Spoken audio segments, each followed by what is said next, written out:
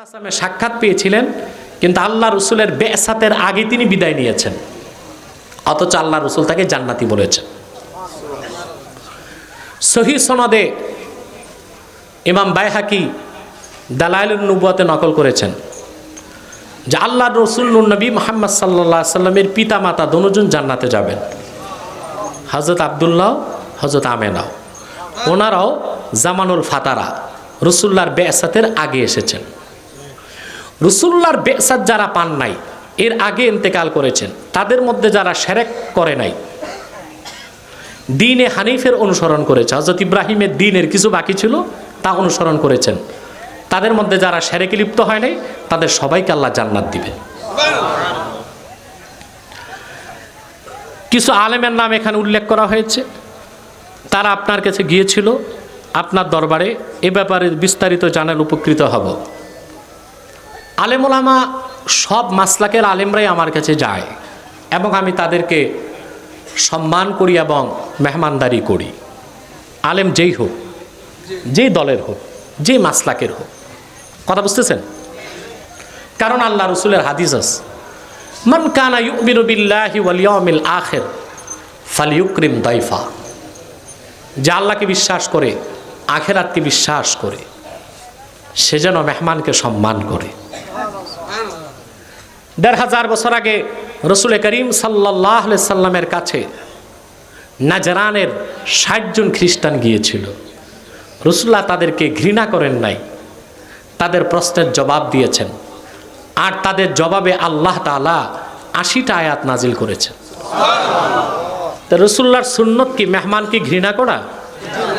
হেদায়েত নিতে কেউ গেলে তাকে ফিরিয়ে দেওয়া, না সুযোগ করে দেওয়া? অতএব যে কোনো মাসলাকের আলেম আমার কাছে যেতে পারে, কথাবার্তা বলতে পারে, চিন্তার আদান প্রদান হতে পারে। এক সময় আল্লাহ পাক সঠিক হেদায়েত আমাদেরকে দান করবেন, ঠিক কিনা? অতএব এটা কি ভালো না খারাপ? এখন আমি যদি ঘৃণাই এত করি, কাছেই আসতে না দিই, তো ফিতনা বাড়বে না কমবে? ঐক্য বাড়বে না অনৈক্য বাড়বে? অতএব সেই সুযোগটি আমি যে দেই, সেটাও রসুল্লাহর সুন্নতের অনুসরণেই, আমার ব্যক্তিগত কোনো এটা আদর্শ নয়। এক ভাই প্রশ্ন করেছেন, এক ব্যক্তি বলেছে কাফেরকে কাফের বলা যাবে না, এই লোক নিজের ঈমান নষ্ট করে ফেলছে, ওরে তওবা করান। মুমিন মুসলমানকে কাফের বলা যাবে না যতক্ষণ সে মুসলমান থাকবে। কাফের যখনই কুফর করবে তাকে কাফের বলতে হবে। এই ব্যাপারে সহিহ বুখারী দলিল দিয়ে দিচ্ছে আলেমদের জন্য। সহিহ বুখারী প্রথম খণ্ড, বাবু কুফরিন দুনা কুফর। এখানে সৈয়দপুর আলিয়ার হেড মুহাদ্দিস মাওলানা ইসমাইল সাহেব আছেন, ওনারা হাদিস পড়ান, জানেন। এখানে দাওরায়ে হাদিস যারা পাস তারাও জানেন, কামেলে যারা পড়ছেন তারা জানেন, না জানলে বড় আলেম থেকে জেনে নেন। বাবু কুফরিন দুনা কুফর, এই পরিচ্ছেদ তারজামাতুল বাবের আলোচনায় আল্লামা বদরুদ্দিন আইনি উমদাতুল কারি শারহু সহিহুল বুখারী প্রথম খণ্ডে, পৃষ্ঠাটা মনে পড়তেছে না, তিনি লিখেন, ওয়াকাল আল জামহুর ইন্নাল ইনসানা ইউকাফফারু বিকালিমাতিল কুফরে অবিল ফেলিল মুজিবিলিল কুফরে ওয়া ইন লাম ইয়ালাম আন্নাহু কুফরুন। পরিষ্কার, কোনো ব্যক্তি যদি ইচ্ছায় হোক অনিচ্ছায় হোক কুফরি কথা উচ্চারণ করে, কি কিংবা কুফরি কাজ করে, কুফরি তিনভাবে হয়, বিল কওলি ওয়াল ফেলি ওয়াত তাকরির আই বিল ইশারা। কথার দ্বারা কুফর হইলে মানুষ কাফের হবে, কাজের দ্বারা কুফর করলে মানুষ কাফের হবে। কথার কুফর কি? এমন কথা বললেন, কোরআন হাদিস অস্বীকার করলেন, পুরা কোরআন হাদিস না, একটি আয়াতের একটি শব্দের একটি অক্ষর যদি অস্বীকার করেন, আপনি কাফের। কাজের দ্বারা কুফর, আপনি যদি যে পীরকে সাজদা করেন, মাজারকে সাজদা করেন, আপনি কুফর করলেন, এটা কাজের দ্বারা কুফর। কোনো এক নাস্তিক বলল পরকাল বলতে কিছু নাই, আপনি মাথা নাড়লেন, শেষ, আপনি কাফের। তাহলে কাফের বা কুফরি বা কাফের হইতে কথাও লাগে না, কাজও লাগে না, মাথা নাড়লেও হইতে পারে। কথা বুঝতেছেন? তো পরিষ্কার জামহুরের ফাতাওয়া, আমার কথা না। বাবু কুফরিন দুনা কুফর পরিচ্ছেদ পড়েন, পরিষ্কার উমদাতুল কারিতে এসেছে। ওয়াকালাল জামহুর ইন্নাল ইনসানা ইউকাফফারু বিকালিমাতিল কুফরি আও বিল ফিলিল মুজিব ওয়া ইন লাম ইয়ালাম আন্নাহু কুফরুন। কোনো ব্যক্তির দ্বারা যদি কুফরি কথা উচ্চারিত হয়, জেনে হোক না জেনে হোক, কুফরি কাজ হয়, ইউকাফফার, আলেমরা জানেন কাফফারা ইউকাফফিরু তাকফির, বাবে তাফইল থেকে এর অর্থ কাউকে কাফের বানানো, কাফের স্বীকৃতি দেওয়া। কোনো কুফরি কথা কেউ যদি উচ্চারণ করে, কুফরি কাজ করে, তাকে কাফের ফতুয়া দেওয়া হবে। যদি সে নাও জানে কাজটা কুফর, কথাটা কুফর। ইনলাম ইয়ালাম আন্নাহু কুফরুন, ব্যক্তি জানে না কথাটা কুফরি, ব্যক্তি জানে না কাজটা কুফরি, যদি তার দ্বারা কুফরি কথা হয়ে যায়, কুফরি কাজ হয়ে যায়, শরীয়তের আদালতে তাকে কাফের ফতুয়া দেওয়া হবে, তওবার সুযোগ দেওয়া হবে। যদি 3 দিনে তওবা না করে, রাসূলুল্লাহর হাদিস, আল্লাহ রসুল বলেছেন যে সহিহ বুখারী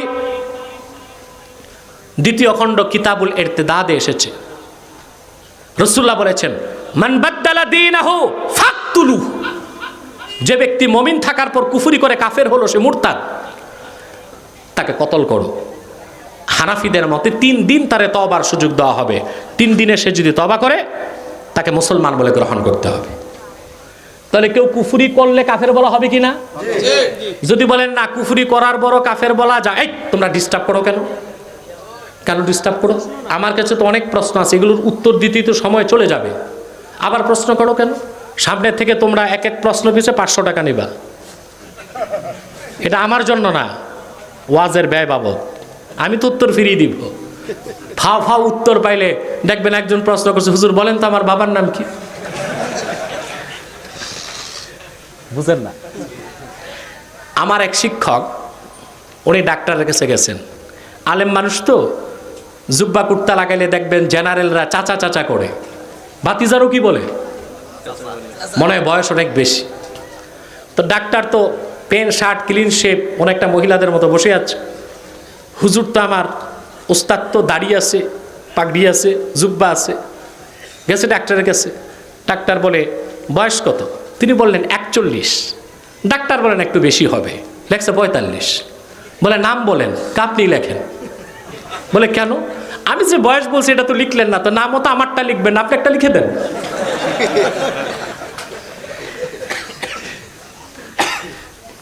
তাহলে কেউ কুফরি করলে তাকে কি বলা হবে? এখন কিছু মৌলবী আছে, শুকনা মৌলবী, পড়াশোনা নাই, কিছু বাটকারা আছে না, এরা বলে কাফেরকে কাফের বলা যাবে না যদি মরার আগে মুসলমান হয়। তাই আমি বলি মুসলমানকে মুসলমান বলা যাবে না যদি মরার আগে আহমদ শরীফের মতো কাফের হয়, তসলিমার মতো কাফের হয়। তাহলে যে ব্যক্তি মুসলমান, যতক্ষণ মুসলমান তাকে মুসলমান বলা যাবে। যে ব্যক্তি কুফরি করবে, যতক্ষণ তওবা না করবে, তাকে কাফের বলা যাবে। কথাটা সহজে বুঝেছেন? আর না বুঝলে তো আমার কিছু করার নেই। আমার কাছে তো ট্যাবলেট নাই যে গিলা খাওয়াই দিত। আপার স্টোরে কিছু মগজ থাকতে হবে তো।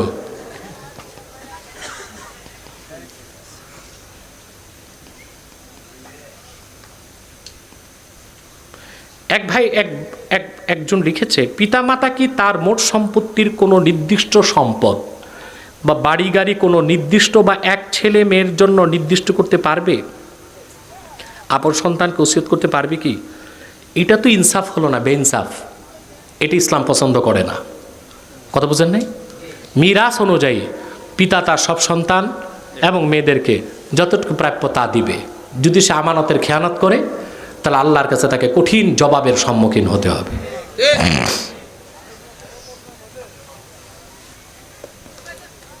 যদি লোক দিয়ে কোনো মুসলমান তার মোট জমি তার মেয়ের নামে দলিল করে দেয়, এ ব্যাপারে আল্লাহর নির্দেশ কি? দেখুন, এটা তো আমি বললাম যে এই ক্ষেত্রে সে এটা অন্যায় করেছে, অন্য ছেলেদের উপর জুলুম করেছে এবং আল্লাহর কাছে তাকে কঠিন প্রশ্নের সম্মুখীন হতে হবে এবং শাস্তির উপযোগী সে, কারণ অন্য সন্তানদেরকে সে নিঃস্ব করে গেল। রাসূল করিম সাল্লাল্লাহু আলাইহি ওয়াসাল্লামের হাদিস বুখারীতে এসেছে, আল্লাহ রাসূল বলেছেন, তুমি তোমার সন্তানদেরকে স্বাবলম্বী না করে নিঃস্ব করে গেলা। ইয়াতাকাফফাফুনান নাস, বাচ্চা কাচ্চারে কিছু না দিয়া নিঃস্ব রেখে চলে গেল, আর তারা মানুষের কাছে ভিক্ষা করলো। কি করলো? ইয়াতাকাফফাফুনান নাস। বাবা সব কি করছে? বাংলাদেশে অনেক পীর আছে, সব ট্রাস্ট করে গেছে, ছেলে মেয়ে ভাসতেছে পানিতে, আছে না? অনেক বাপ আছে, এক ছেলেরে দিয়েছে, বাকিগুলোর বঞ্চিত করছে, বাকিগুলো তখন ভিক্ষা করে। কি করে? রাসূলুল্লাহ বললেন ইয়াতাকাফফাফুনান নাস, তুমি নিঃস্ব করে ছেলেদের রেখে যাওয়া সন্তানদের মানুষের কাছে ভিক্ষা করে হাত পেতে খায়, এর চেয়ে অনেক ভালো তাদের স্বাবলম্বী করে যাওয়া, যেন অন্তত ভিক্ষা করতে না হয়। ঠিক কিনা? তো যেই লোক এই কাজ করছে, মেয়েকে দিয়েছে, ছেলেদের ভাষায় গেছে, এই ছেলেগুলো তো এখন রিফিউজি সেন্টারে যাইতে হবে। ঠিক কিনা? এটা অন্যায় কাজ হয়েছে। বোনের উচিত, বাবা ভুল করেছে, সে তার ভাইদেরকে ডেকে তাদের হকটাও দিয়ে দিক। কোন শিক্ষককে প্রাপ্তবয়স্ক ছাত্রী সালাম দিতে পারবে কিনা? প্রশ্নটা কেমন করলেন আপনি? হ্যাঁ, প্রশ্নটা এমন হয়ে গেল যে এক লোক মদ পান করছে বাম হাতে, তার এক লোক বললে, এই নাদান, তুমি জানো না বাম হাতে খাওয়া মাকরু? খায় কি? তুমি শিক্ষকের কাছে পড়তে পারবা, ওতে প্রশ্ন নাই, সালাম দিতে পারবা কিনা এতে প্রশ্ন। ভাওতাবাজি পাইছো? পড়তে যদি পারো সালামও দিতে পারবা। কোন শিক্ষিকাকে প্রাপ্তবয়স্ক ছাত্র সালাম দিতে পারবে কিনা? যদি পড়তে পারো তে সালাম দিতে পারবা, আর না পড়লে সালাম দিবা না। বুঝেন নাই?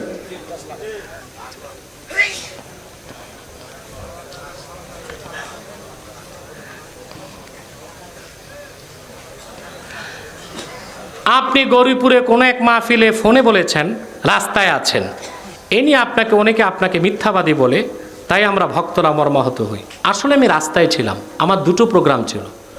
দ্বিতীয় প্রোগ্রাম গৌরীপুরে, প্রথম প্রোগ্রাম ছিল বাউশিয়াতে। আপনারা বলেন বাউশিয়াটা রোডে কিনা? এই যে ভবের চরের পর বাউশিয়া, এটা রোডে? রোডেই তো এটা। তা আমি যদি, দ্বিতীয় কমিটি আমাকে ফোন করে অস্থির, আমি যদি বলি আমি আসতেছি, রোডেই আসি, এটা কি মিথ্যা হলো? যেগুলো এই কথা বলতেছে এই নাদানের দল তো কোরআন হাদিস পড়ে নাই। ইসলামে কথা তিন প্রকার, একটা সিদ্ক সত্য, আরেকটা কাজিব মিথ্যা, মাঝখানে ইসলাম একটা কৌশল রেখেছে, এর নাম তাওরিয়া, যা ইমাম বায়জাবি তাফসির বায়জাবিতে লিখেছেন, আল্লাযী ইয়াহতামিলুল মা'নায়াইন, সেই কথা দুইটা অর্থ রাখে। কয়টা? ওই কথাকে বলা হয় তাওরিয়া। বিশেষ মুহূর্তে সেই কথা বললে কোনো গুনাহ হবে না, সেটা সত্যও না মিথ্যাও না, সেটা কৌশল। তা আমি যদি দ্বিতীয় মাহফিল জানে আমি মাহফিল করতেছি, বুঝেন নাই, মাহফিল ভেঙে যাবে না? তো বৃহৎ স্বার্থে আমি যদি বলি স্টেজটা রোডের পাশে, আমি যদি বলি আমি আসি, রাস্তায় আসি, এটা কি দোষ হয়ে গেছে না কৌশল? তোমরা বাঙালি, তোমাদের ব্যাপারে ইবনে বতুতা লিখে গেছেন নেয়ামত প্রাপ্ত দোজক 700 বছর আগে। কত বছর আগে? নেয়ামত প্রাপ্ত দোজক। কারণ তোমরা ভুলটারে ভুল ধরো না, যারা হকের কথা বলে দূরবীনটা ওই দিক লাগাও। ঠিক কিনা? আল্লাহ হেদায়েত করুক।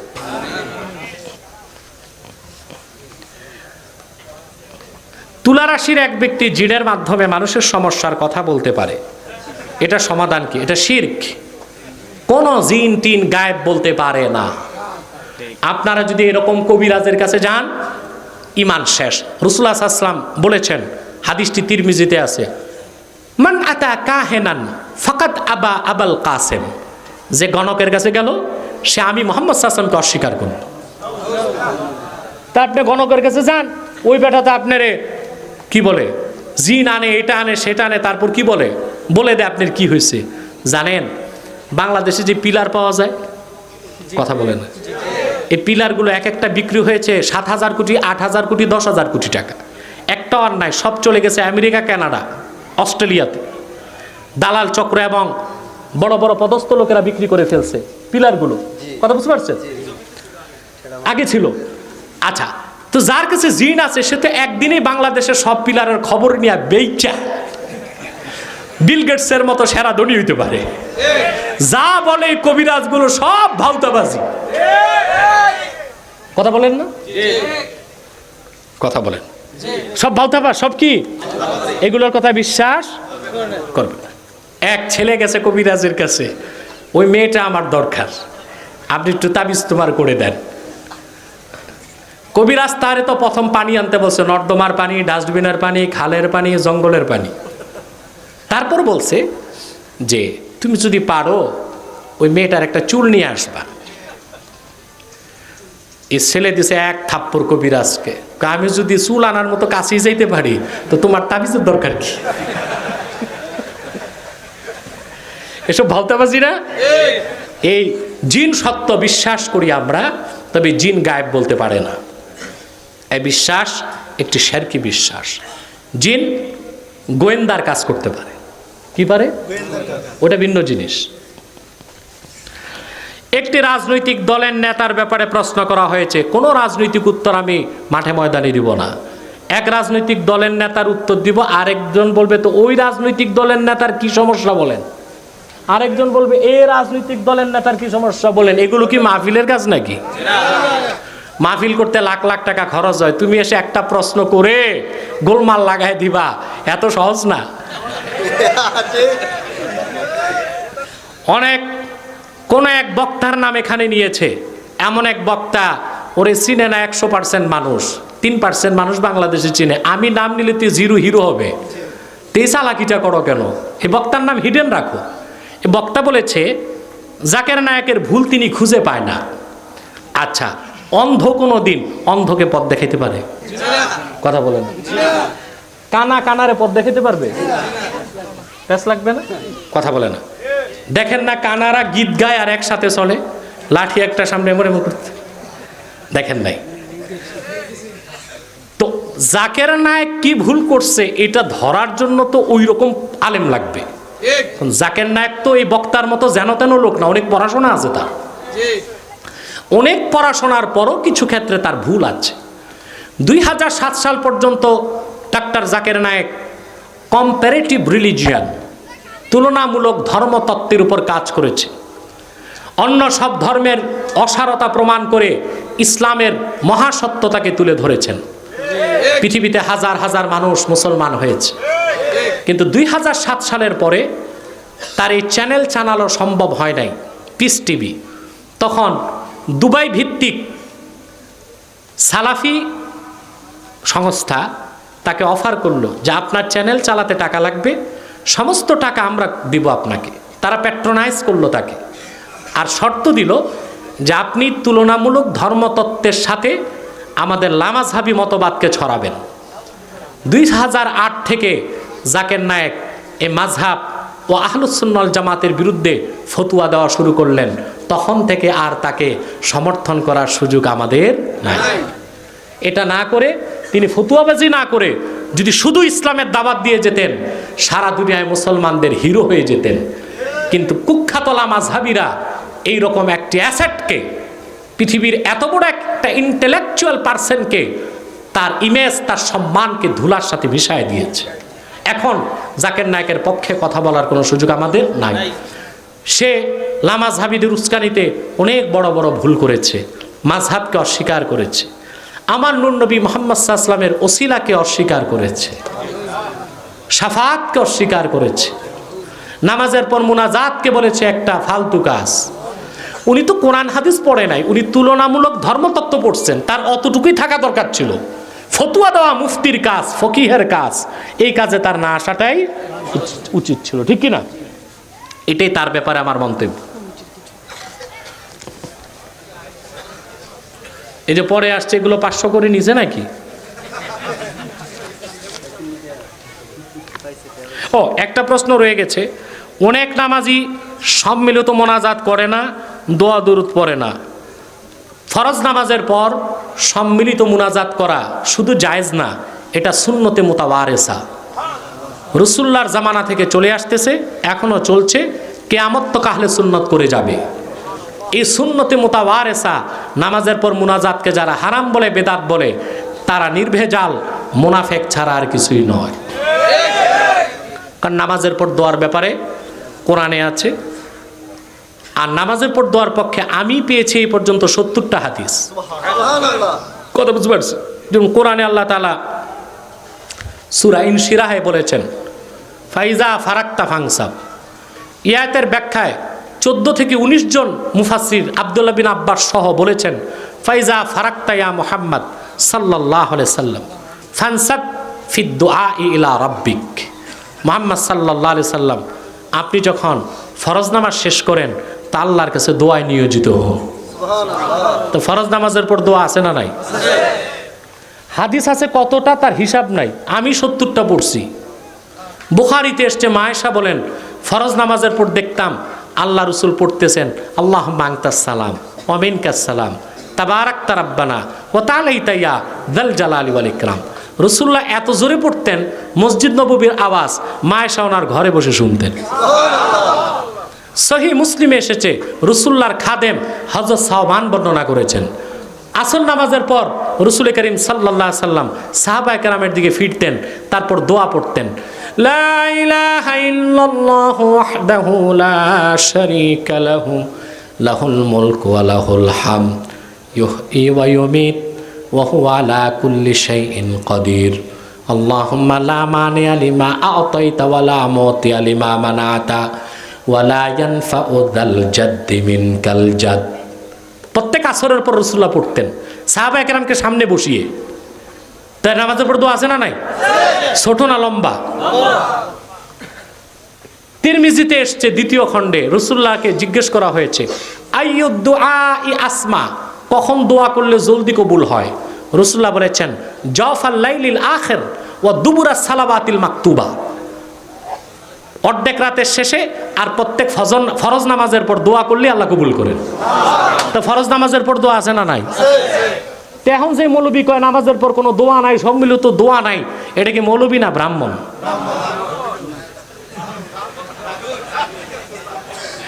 এটা বক্তা না তক্তা? শুধু তক্তা না জাহান্নামের তক্তা? কিচ্ছু নাই মাথায়, কিচ্ছু নাই, পড়ালেখা নাই, দাবি করে আহলে হাদিস। আর আমি 3টা হাদিস শোনালাম বুখারী মুসলিম তিরমিজি থেকে, তা হাদিসে পাও না নামাজের পর দোয়া আছে? তো কেমন আহলে হাদিস হইলা? আসলে তো আহলে হাদিস হও নাই, আহলে খবিস হইছো। তারপরে এখন বলে হুজুর দোয়া মানলাম, তা হাত উঠান কেন? বলে না দোয়া মানলাম, হাত তুলেন কেন? ওনারা এমপির কাছে গেলে কম চাইতে হাত পাতে, দোকানে গেলে 10 টাকা লবণের পোটলা নিতে হাত পাতে। নামাজের পর দোয়া মানে হাত তুলতে চায় না, মানে আল্লাহর কাছে অহংকার করে, হাত তুলতে লজ্জা পায়। যদি দোয়া থেকে থাকে হাত তোলাও আছে, কারণ দোয়ার আদব হাত তোলা। রাসূলুল্লাহ বলেছেন, আবু দাউদের হাদিস, নাসাইতে এসছে, মেশকাত কিতাবুদ দাওয়াত 2য় খণ্ডে এসছে, হুজুর বলেছেন ইদা সাআলতুমুল্লাহ ফাসআলুহু বিবুতুনি আকুফিকুম, যখন আল্লাহর কাছে কিছু চাও দোয়া করো তো 2 হাতের তালু পেতে চাও। তা নামাজের পর দোয়া আছে না নাই? হাত তোলা আছে না নাই? দোয়ার আদব হাত তুলতে হবে। এই ব্যাপারে ইমাম নববী বলেন যাকারতু যালিকা 20 হাদিসান ফি শারহিল মুহাজ্জাব, দোয়াতে হাত তোলার পক্ষে আমি শারহে মুহাজ্জাব কিতাবে 20টা হাদিস নকল করেছি। তা নামাজের পর দোয়া আছে, হুকুম কোথায়? দোয়া আছে 70টা হাদিস আমি পাইছি, আর দোয়ায় হাত তুলতে হবে 20টা হাদিস আমি পাইছি। তা নামাজের পর দোয়া করবেন, হাত তুলবেন না তুলবেন না? ওই ব্রাহ্মণকে কথা শুনবেন? আল্লাহ তাআলা হেদায়েত করুন। তারপরে আর কি আছে প্রশ্ন? হয়ে গেছে তো না? কোনো প্রশ্ন মৌখিক চলবে না, লিখিত। আমার 2 কান বন্ধ আছে এখন, লিখে লিখে লিখে লিখে প্রশ্ন লিখতে হবে, প্রশ্ন লিখে দিতে হবে, মৌখিক কোনো প্রশ্ন নাই।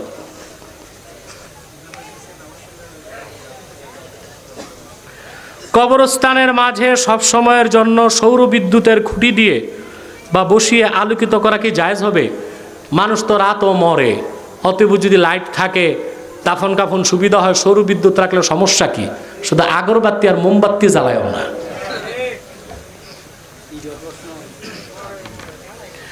আজান দেওয়ার আগে কোনো কিছু বলা, গজল, দরুদ সালাম, আউযুবিল্লাহ, বিসমিল্লাহ ইত্যাদি পড়া সঠিক কিনা? ঠিক আজানের সাথে সাথে পড়লে বেদাত হবে। বুঝেন নাই?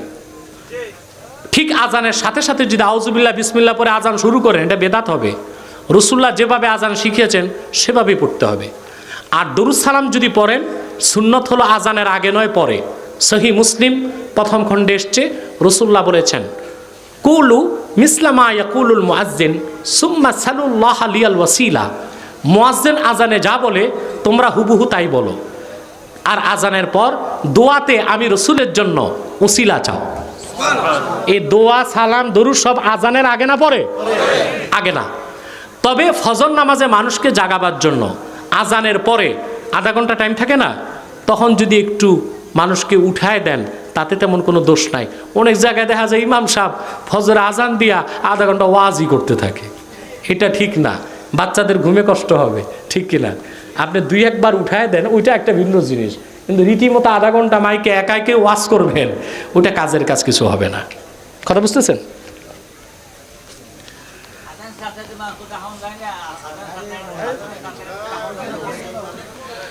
আলেম সমাজ বলে সাধারণ মানুষ যদি স্কুল কলেজে শিক্ষিত আলেমের সমালোচনা করে স্ত্রী তালাক হয়ে যায়। না, সাধারণ মানুষ আলেমদের সমালোচনা করলেই বউ তালাক হবে, বউ তালাক এত সহজ না।